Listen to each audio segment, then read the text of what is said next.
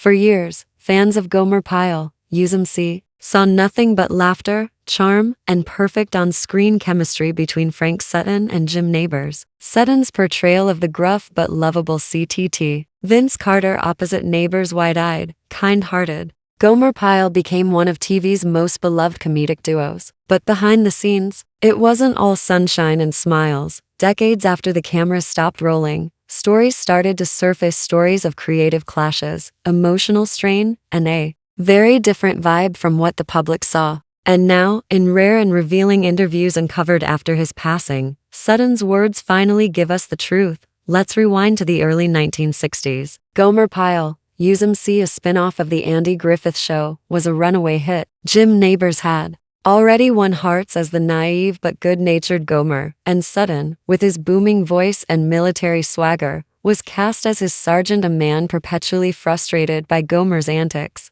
Their chemistry was electric, but not always easy to maintain off-screen. According to those close to the production, Sutton was an intense, disciplined actor. He took his craft seriously and expected the same from everyone else. Nabors, on the other hand, brought a more relaxed, improvisational style to the set, often ad-libbing and veering from the script in search of the perfect punchline. While fans adored it, Sutton, who had a background in theater, found it difficult to adapt. In one now legendary moment, Sutton reportedly walked off the set after multiple takes were ruined due to unscripted laughter and miscues. While he never publicly criticized Nabors during their working years, Sutton later admitted in a private interview, "It wasn't always easy working on that set. We had different ways of doing things, and it created some real tension." But Sutton also expressed a surprising level of compassion. "Jim was a genius in his own right," he continued. "He just worked in a way that clashed with mine. We were like oil and water at times, but somehow, it worked on camera."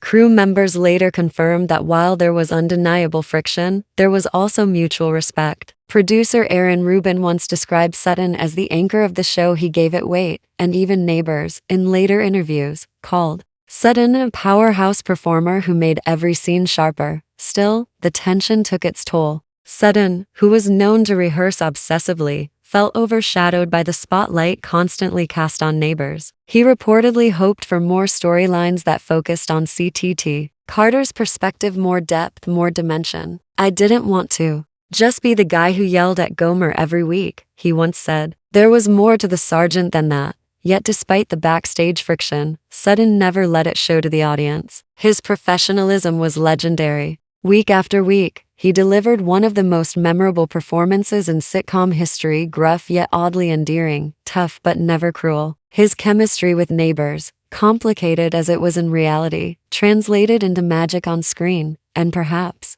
the most heartwarming twist? Near the end of his life, Sutton reportedly reached out to Nabors. They shared memories, laughed about the past, and finally acknowledged what fans had long suspected, that despite their differences, they had created something special together. In his final reflections, Sutton didn't hold grudges. "What we built together," he said, "was bigger than either of us. The audience felt something real. That's what matters in the end." The behind-the-scenes tension might have surprised fans, but it only proves one thing: great art often comes from friction. And Frank Sutton, with all his passion, discipline, and heart, helped shape one of television's most iconic shows, even if it came with its share of unseen struggles.